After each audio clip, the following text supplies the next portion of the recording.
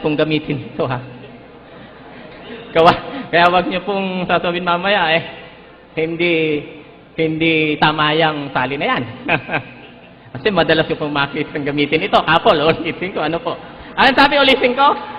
Wala pang nakakita sa Diyos Ama. Kahit kailan. Subalit, ipinakilala siya sa atin ng Diyos Anak.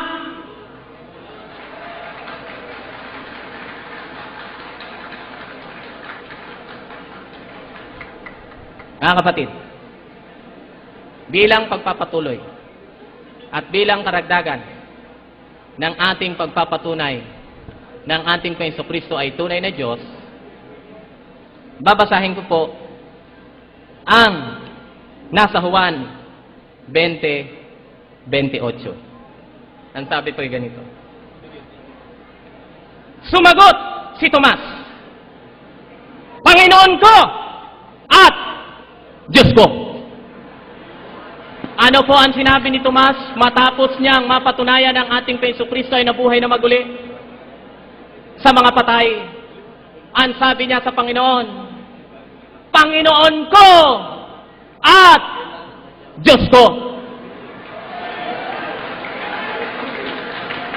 At wala naman akong nabasa ritong peking Diyos si Kristo.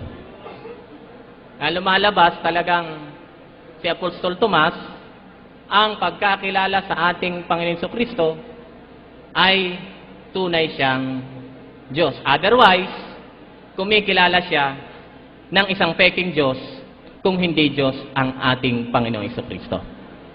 Okay? So makikita po natin, base sa mga talatang aking unang pinagbatayan, na ang ating Panginoong Kristo ay tunay na Diyos. Sa katangian, ating nakita, ang Diyos ay manlilikha. Sa banal na kasulatan, tinawag ang ating Panginoon na Diyos naman lilikha. Tinawag din ni Apostol Juan ang ating Panginoong Kristo na Diyos. Tinawag din ng Apostol Tomas ng ating Panginoong Kristo ay kanyang Panginoon at Diyos. Kaya bilang unang tayo, akin pong inaaring sa mga aking nabanggit ay napatunayan ko na si Kristo ay tunay na Diyos. Time is up. Narito naman po na sa panig ng Iglesia ni Cristo, titindigan po ni Brother Jose Ventilacion na siya ang magko-cross-examinasyon. Magandang hapon sa iyo, Mr. Thompson. Ganon din po sa iyo, kapatid na Diyos. Timer start. Okay ka na, ha? Okay na po. Sige.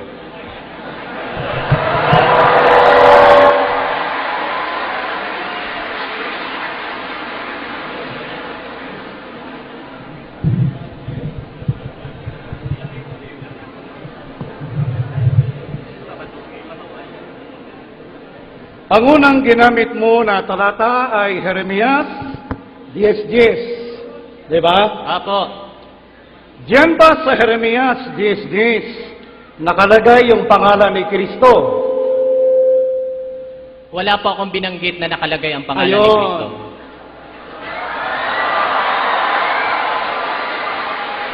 Sa makatid, diyan sa Jeremias 10:10, nang sabi diyan ay ang Diyos ay manlilikha. Si Kristo ba yan? Hindi ko po sinabing si Kristo yon, pero nasagot po ako. Hindi ko po sinabi na si Kristo yon dahil wala talaga doon si Kristo. Doon ako kumuha ng aking premise para patunayan na ang tunay na Diyos ay manlalalang. Okay. At yun ay makikita kay Kristo. Sige, sunod na tanong. Okay po. Ano sa Hebrew yung tunay na Diyos? Hindi ko po binanggit yun. Hindi, kasi Hindi ko po binanggit yun. makatid ay hindi mo alam sa Hebrew yung tunay na Diyos. Hindi mo alam. Hindi ko po binanggit. Hindi ko po binanggit. Kung hindi mo binanggit, hindi mo alam. Hindi ko po sinasabing hindi ko alam. Ang sabi ko po, hindi ko binanggit. Sige. Nag-aral ka ba ng Hebrew? Eh, marunong po ako magbasa ng Hebrew. Ito ay nakalagay sa Hebrew. Apo. Kaya mong basahin yung tunay na Diyos sa Hebrew? Ay kung mabasa ko po yung mga nandyan. Hindi. Yung tinatanong ko, kung kaya mong basahin yung Kaya ko salitang tunay na Diyos sa Hebrew. Kaya ko pong basahin lahat yan. Ayun. Alin dyan ang nakalagay tunay na Diyos sa Hebrew? Hindi ko po tinitindigan na Ayan. Kristo yan. Wala Okay po na. akong Okay. Ngayon, kung ikaw ay marunong ng Hebrew, yung salitang Elohim Emet, ako na nagbigay sa iyo ng salita, Elohim Emet, ilang beses ginamit yan sa Hebrew Bible? Wala po akong pinatutunayan tungkol dyan. Kaya wag niyo pong itanong sa akin. Wala po yun sa paksa. Sa makatid ay hindi mo sigurado kung ilang beses ginamit yan. Wala po sa paksa yan. Wala po Ang sa na- paksa yan. Ang nasa paksa, nandun yung salitang tunay na Diyos. Hindi ba sa Jeremias 10:10 may salitang tunay na Diyos? Ganito po. Ah. Kinuha ko yung talata, lilinawin ko. Kinuha ko ang talata dahil kung doon ko binase para patunayan ng isang katangian na Ano, isang tunay alam na Diyos namin, ay yun manlilikha. At yun ay na kay Kristo. Oo. Wala po akong pinirmahan na patutunayan ko sa Hebrew kung ano ang Hebrew word ng salitang tunay na Diyos. Wala po yun. Walang kinalaman sa paksa. O, sige na. Pagbibigyan ka na namin.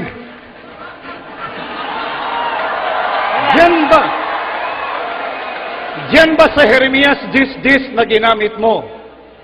Sino ba ang tunay na Diyos diyan? Ang Ama o ang Anak? Wala pong sinabi dyan kung ang ama o ang anak. Okay. Ang sinabi po dyan, ang tunay ng Diyos, ang manlilikha. Hindi Yun ba po ang binasa nakalagay ko. sa Jeremias 10:10? Ah. Ang nakasulat sa Jeremias 10:10, ganito. Ang salitang Panginoon o Tetragrammaton. Di ba nakasulat diyan sa Jeremias 10:10? Apo. Yun bang Panginoon sa Biblia, sa Old Testament, yun ba'y tumutukoy sa Ama o tumutukoy sa Anak? Wala po sa paksayon, pero kaya kong patunayan. Andali po. Wala sa paksayon, pero kaya kong patunayan na tumutukoy din kay Kristo yan. Sa Kaya lang makatid, wala sa paksayan. sa makatid, hindi mo alam kung yung Panginoon ay tumutukoy sa Ama. Tumutukoy din sa anak yan. Kaya kong patunayan yan. Kaya lang Hindi. hindi yun ang paksa. Tayo. Kaya kong sunod na patunayan tanong. yan. Kaya lang hindi yun ang paksa. Eh, Magbago sunod na tayo ng tanong. paksa. Sa Isaiah 64:8, ginamit yung salitang Panginoon. Ayan ulitin ko. Isaiah 64:8. Sige, bilis-bilisan mo. Ginamit yung salitang Panginoon. Kanino tumutukoy yung salitang Panginoon? Sa Ama o sa Anak? Wala pong binanggit dyan kung sa ama o sa anak.